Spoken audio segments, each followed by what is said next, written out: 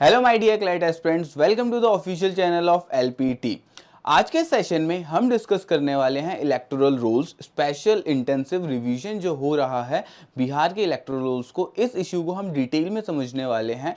क्या ये प्रोसेस होती है, इलेक्टोरल रोल्स क्या होते हैं और ये क्यों कर रही है इलेक्शन कमीशन ऑफ इंडिया। ठीक है, तो फर्स्टली हम बैकग्राउंड समझते हैं कि अभी क्यों किया जा रहा है। इलेक्शन कमीशन ऑफ इंडिया ने 24 जून को एक नोटिफिकेशन रिलीज किया जिसमें उन्होंने अनाउंस किया कि हम स्पेशल इंटेंसिव रिवीजन करेंगे इलेक्टोरल रोल्स का एंड फर्स्टली बिहार का किया जाएगा।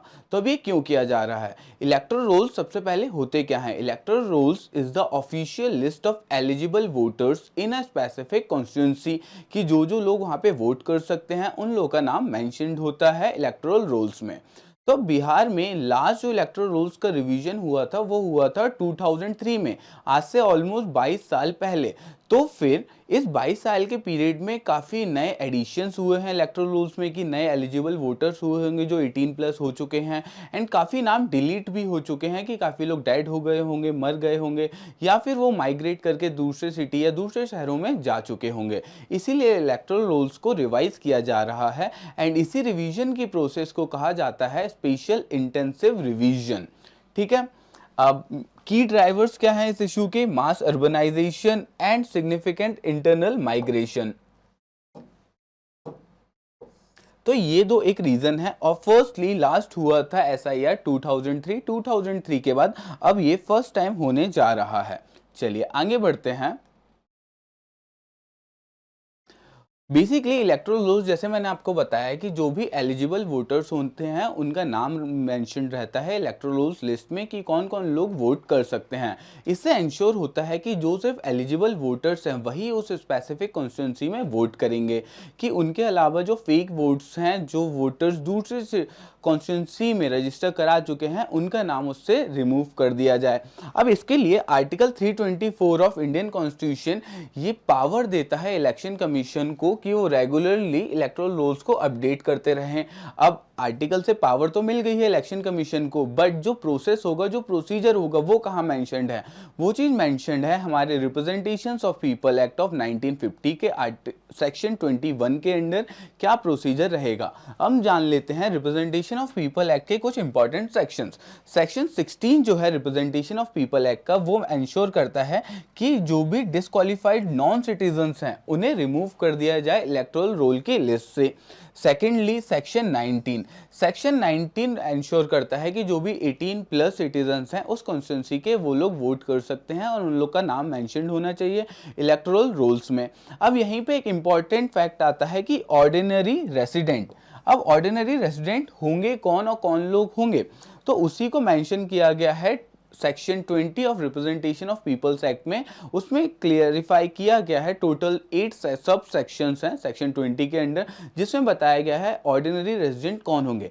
Ordinary resident just does not mean कि जिसकी प्रॉपर्टी है उस लोकेशन पे वो उस लोकेशन के या उस कॉन्स्टिट्यूंसी के ऑर्डिनरी रेजिडेंट हो जाएंगे। बिकॉज कि जो अमीर लोग हैं वो तो बहुत सारे स्टेट या डिफरेंट डिफरेंट प्लेसेस पे अपने घर ले सकते हैं, प्रॉपर्टी ओन कर सकते हैं, तो उस रीजन से उनके तो वोटर्स बहुत सारी जगह पे हो जाएंगे, बहुत सारी कॉन्स्टिट्यूंसी से वोट कर सकते हैं। बट ऐसा नहीं है, ऑर्डिनरी रेजिडेंट जो उस लोकेशन का ऑर्डिनरली वहां पे रहते हैं। अब इसी चीज को क्लैरिफाई डिटेल में किया गया है सब सेक्शन 6, 7, 8 के अंडर। अब एक और क्वेश्चन अराइज होगा आपके मन में, कोई पर्सन एजुकेशन या फिर एम्प्लॉयमेंट के पर्पस से अपने लोकेशन को छोड़ के दूसरी सिटी में या फिर दूसरे स्टेट में माइग्रेट कर चुके हैं तो उन्हें भी माना जाएगा ordinary resident of that place, क्योंकि वो लोग रेगुलर इंटरवल पे अपने घर पे वापस आते रहते हैं, होम टाउन पे जहाँ पे उनका बर्थ हुआ था। इसके अलावा जैसे कोई सिटीजन अगर स्टेट पुलिस में, स्टेट गवर्नमेंट की किसी जॉब में काम कर रहा है तो वो लोकेशन उसकी ट्रांसफर होता रहेगा, तो उस पर्सन का भी ऑर्डिनरी रेजिडेंट उसी कॉन्स्टिट्यूंसी का होगा जहाँ पे उसका बर्थ हुआ है, जहाँ पे उनका होम टाउन है, जहाँ वो रहते हैं। सेकेंडली, जो भी पर्सनल सेंट्रल गवर्नमेंट की जॉब्स में भी काम कर रहे हैं कि उनका भी ट्रांसफर होता रहता है रेगुलर इंटरवल्स पे, तो उन लोगों को भी कंसिडर किया जाएगा person of ordinary resident of that constituency. तो आपको डिटेल में समझना है ऑर्डिनरी रेजिडेंट क्या होंगे, तो रिप्रेजेंटेशन ऑफ पीपल्स एक्ट के सेक्शन 20 के अंडर के सब सेक्शंस 8 जो हैं आप उन्हें रीड कर सकते हैं। चलिए आगे बढ़ते हैं हम। अब हम जानेंगे स्पेशल इंटेंसिव रिवीजन क्या होता है और जो इलेक्शन कमीशन ने अभी अनाउंस किया है। तो special intensive revision is a process to regularly update and prepare a new fresh list of electoral rolls for that constituency. तो ये प्रोसेस स्टार्ट कर दी है इलेक्शन कमीशन ने एंड फर्स्टली स्टार्ट करी है बिहार से। अब बिहार से ही क्योंकि सबसे पहले क्योंकि बिहार में जनरल असेंबली इलेक्शन है for their legislative assembly in this year November 2025, इसलिए सबसे पहले बिहार के लिए ही किया गया है स्पेशल इंटेंसिव रिवीजन। इसके लिए टोटल टाइम पीरियड दिया गया है 31 डेज का कि 31 डेज में इलेक्शन कमीशन इस प्रोसेस को कंप्लीट कर लेगी। अब काफ़ी सारे आर्ग्यूमेंट्स हैं फेवर में भी अगेंस्ट में। तो अब रजिस्ट्रेशन कैसे होगा कि रजिस्ट्रेशन में जो भी पर्सन 2003 तक उस कॉन्स्टिट्यूंसी में रजिस्टर्ड वोटर्स थे इलेक्टोरल लिस्ट में, तो उन पर्सन्स को सिर्फ और सिर्फ अपने इलेक्टोरल रोल्स का प्रूफ दिखाना है, एन्यूमरेशन फॉर्म फिल करना रहेगा। बट जो भी एडिशंस हुए हैं 2003 के बाद में, उन लोगों को दो एडिशनल प्रूफ देने पड़ेंगे। Firstly their proof of birth and place of birth, secondly their document for parental, मतलब पेरेंट्स के भी डॉक्यूमेंट सबमिट करने पड़ेंगे। एंड इसके लिए क्वालिफाइंग डेट रखी गई है सॉरी क्वालिफाइंग डेट रखी गई है जुलाई 1 2025 की। दैट मीन्स जुलाई 1 2025 से पहले जो भी लोग आए हैं वो डॉक्यूमेंट्स वैलिड होंगे। और जुलाई 1 2025 के बाद में कोई पर्सन बिहार में रहने आया है तो फिर उसका नाम रजिस्टर नहीं किया जाएगा इलेक्टोरल रोल्स में, उन्हें अपने प्रीवियस डॉक्यूमेंट दिखाने रहेंगे 2003 से 2025 के बीच के। तो ये होती है हमारी स्पेशल इंटेंसिव रिवीजन की प्रोसेस। चलिए आगे बढ़ते हैं, अब हम लीगल एंड प्रैक्टिकल चैलेंजेस को समझते हैं। कोई भी पॉलिसी या कभी नया लॉ आता है तो एक डेमोक्रेटिक सोसाइटी में फॉर और अगेंस्ट में दोनों में ही आर्ग्यूमेंट्स होंगे। कुछ लोग होंगे जो उसे सपोर्ट कर रहे होंगे एंड कुछ लोग होंगे उसके अगेंस्ट में होंगे। तो अब सबसे पहले हम समझते हैं कि इलेक्टोरल रोल्स एक कॉन्स्टिट्यूशनल मैंडेट है इलेक्शन कमीशन के ऊपर कि रेगुलरली अपडेट करते रहें इलेक्टोरल रोल्स को, कि जो भी एलिजिबल वोटर्स हैं सिर्फ उन्हीं का नाम आना चाहिए, उसके अलावा कोई फेक या डुप्लीकेट वोट्स या वोटर नहीं होना चाहिए उस कॉन्स्टिट्यूंसी के रजिस्टर इलेक्टोरल रोल्स में, जिससे हम इंश्योर कर सकें free and fair elections conduct किए जा सकें। बिकॉज अगर डुप्लीकेट वोट्स आते हैं तो उससे free and fair election hamper हो सकता है। अब जो प्रैक्टिकल चैलेंज है इस प्रोसेस से रिलेटेड वो है कि एक ह्यूमंगस टास्क है कि टोटल 8 करोड़ रजिस्टर्ड वोटर्स के एनुमरेशन फॉर्म फिल किए जाएंगे एंड वो भी 1 महीने के अंडर, एंड जिसमें से अप्रॉक्सीमेटली 3 करोड़ वोटर्स को अपने proof of birth and proof of place of birth and secondly their documents of parents submit करने पड़ेंगे इलेक्टोरल रोल्स में रजिस्टर कराने के लिए। तो यही मेन अगेंस्ट में आर्ग्यूमेंट्स हैं कि कैसे होगी ये प्रोसेस कंप्लीट। तो firstly total approximately 8 crore voters हैं जो वेरिफिकेशन होगा जिनका, उसके अलावा अप्रॉक्सीमेटली 3 करोड़ वोटर्स हैं जिनके नए डॉक्यूमेंट्स रिक्वायर रहेंगे इस प्रोसेस के लिए। बट ये प्रोसेस इजीली की जा सकती है इलेक्शन कमीशन ने बताया क्योंकि इस बार उनके पास 1 लाख बूथ लेवल ऑफिसर्स हैं, secondly 1.5 lakh booth level agents हैं ये प्रोसेस करने के लिए, and total approximately 4 lakh volunteers हैं इस प्रोसेस को कंप्लीट कराने के लिए।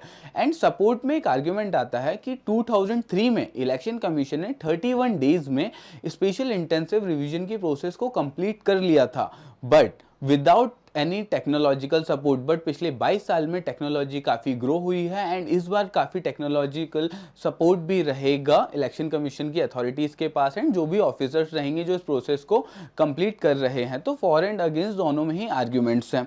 इसके अलावा एक आर्ग्यूमेंट जो आ रहा है इसके रिगार्डिंग में, इसका क्रिटिक जो कि है कि काफ़ी माइग्रेंट वर्कर्स हैं या फिर अंडर प्रिविलेज वर्कर्स हैं वो लोग क्या एक्सेस नहीं रहेगी, तो हाउस टू हाउस भेज के वेरिफिकेशन किया जाएगा एंड एन्यूमरेशन फॉर्म फिल कराए जाएंगे। इसके अलावा कोई भी पर्सन का अगर रजिस्ट्रेशन नहीं होता है तो एक प्रॉपर ग्रीवियंस रिड्रेसल मैकेनिज्म बनाया है इलेक्शन कमीशन ने, आप वहां पे अपनी कंप्लेन रजिस्टर कर सकते हैं या फिर डायरेक्टली इलेक्शन कमीशन के आगे भी अपनी कंप्लेन रेज कर सकते हैं, या इन केस कोई एलिजिबल वोटर्स अगर छूट जाते हैं इलेक्टोरल रोल्स के रजिस्ट्रेशन में से। सो ये हैं प्रैक्टिकल चैलेंजेस जो इस प्रोसेस में कुछ आने वाले हैं। चलिए अब हम देखते हैं आधार को लेके एक कंट्रोवर्सी अराइज हो रही है सिचुएशन में कि representation of people's electoral rules of 1960 rules के फॉर्म 6 में ये मेंशन्ड है कि आधार को as a valid document proof माना जाएगा, बट यहीं पे सेम इलेक्शन कमीशन ने अपने नोटिफिकेशन में बताया है कि आधार को एक वैलिड प्रूफ नहीं माना जाएगा एंड आधार का ही एक डिस्क्लेमर रहता है कि Aadhaar is not accepted as a proof of citizenship और बर्थ। इसी के लिए इलेक्शन कमीशन ने बोला है कि आपको अल्टरनेटिव डॉक्यूमेंट स्पेसिफाई किए हैं उनने अपने नोटिफिकेशन में, जो कि रहेंगे आप अपना कास्ट सर्टिफिकेट बता सकते हैं, सेकेंडली फैमिली रजिस्टर्स के अंदर दिखा सकते हैं proof, thirdly land allotment papers बता सकते हैं, या फिर उसके अलावा अपने राशन कार्ड के थ्रू भी अपना प्रूफ शो कर सकते हैं। तो ये कुछ अल्टरनेटिव डॉक्यूमेंट्स इलेक्शन कमीशन ने नोटिफाई किए हैं। बट द क्वेश्चन इज कि अगर रूल्स में मेंशन्ड है फॉर्म 6 में कि आधार को एक वैलिड डॉक्यूमेंट माना जाएगा, तो इलेक्शन कमीशन ने यहाँ पे उसे वैलिड डॉक्यूमेंट कंसिडर करने से क्यों मना कर दिया है, इसके लिए भी अभी क्लैरिफिकेशंस आएंगे। चलिए आगे बढ़ते हैं हम। Migrant workers and ordinary residents. तो एक क्वेश्चन अराइज हो रहा है कि बहुत सारे लोग एजुकेशन और एम्प्लॉयमेंट के इशू की वजह से अपनी सिटी या अपने स्टेट को छोड़ के कहीं दूसरी सिटी या स्टेट में चले जाते हैं जॉब के लिए या फिर एजुकेशन के पर्पस के लिए। तो फिर उन्हें ऑर्डिनरी रेजिडेंट कंसिडर किया जाएगा या नहीं किया जाएगा, क्योंकि इलेक्शन कमीशन ने रिसेंटली बोला है कि the EC maintains that a voter must be an ordinary resident in their current constituency to be eligible for registration there, कि जो भी ordinary residents हैं उन्हीं को registration के लिए हम मानेंगे।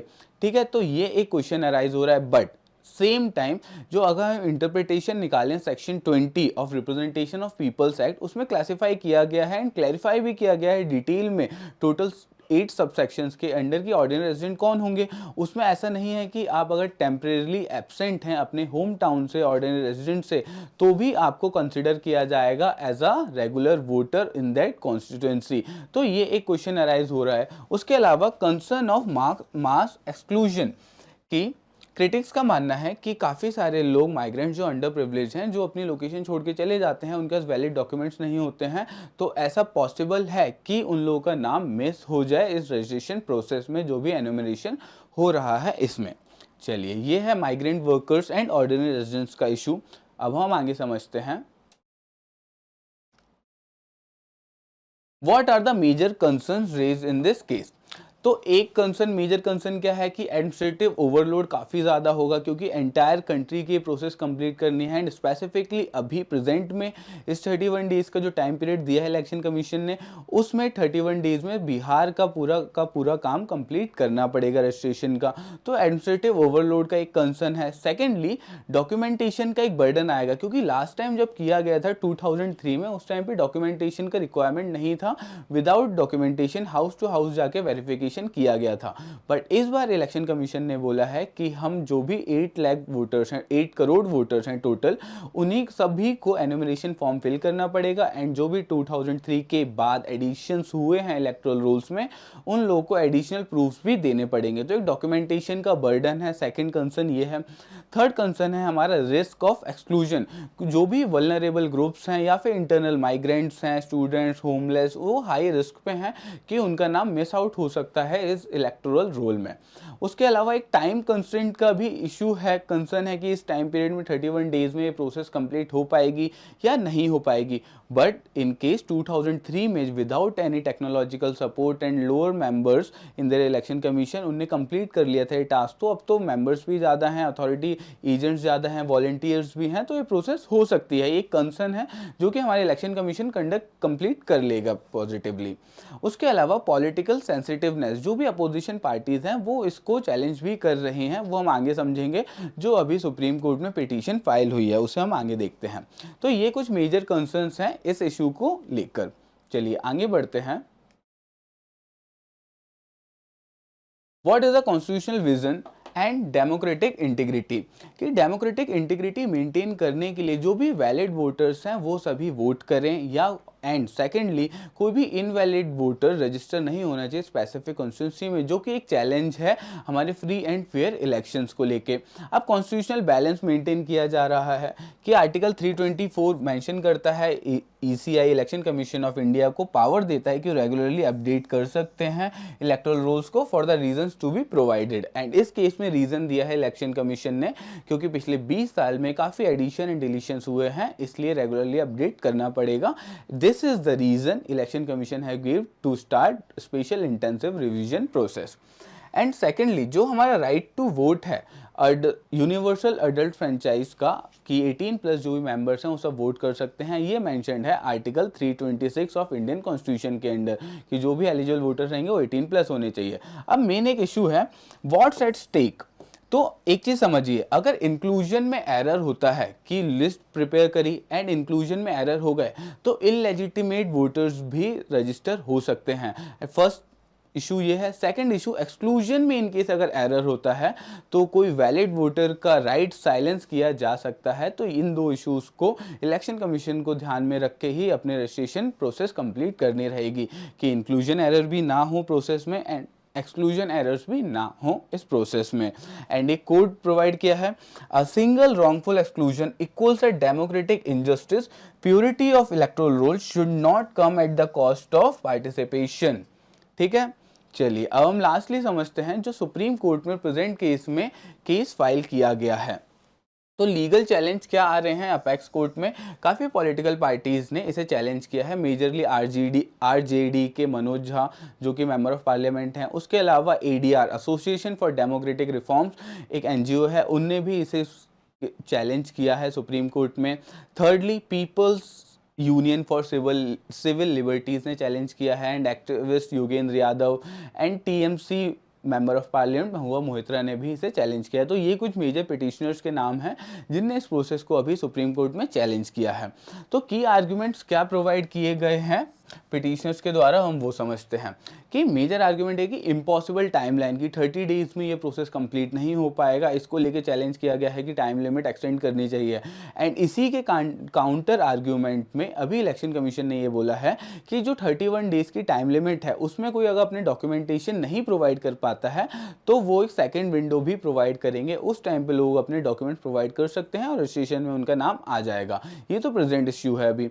And secondly restricted document accepted, इन लोगों का सेकेंड आर्ग्यूमेंट पिटिशनर का ये है कि उन्हें लिमिटेड रजिस्टर्ड डॉक्यूमेंट्स को ही एक्सेप्ट करने के लिए वैलिड प्रूफ मांगा गया है जो कि रहेंगे caste certificate, family register and land allotment papers and lastly ration cards. यही लिमिटेड रजिस्ट्रेशन डॉक्यूमेंट्स प्रोवाइड किए हैं इलेक्शन कमीशन ने। बट क्वेश्चन है कि आधार को भी एक वैलिड डॉक्यूमेंट मान लेना चाहिए इस प्रोसेस में। अब देखते हैं सुप्रीम कोर्ट इस केस में क्या बोलेगा। तो इस केस की नेक्स्ट हियरिंग, फर्स्ट हियरिंग होगी जुलाई 10, 2025 को, अगले 3-4 दिन में।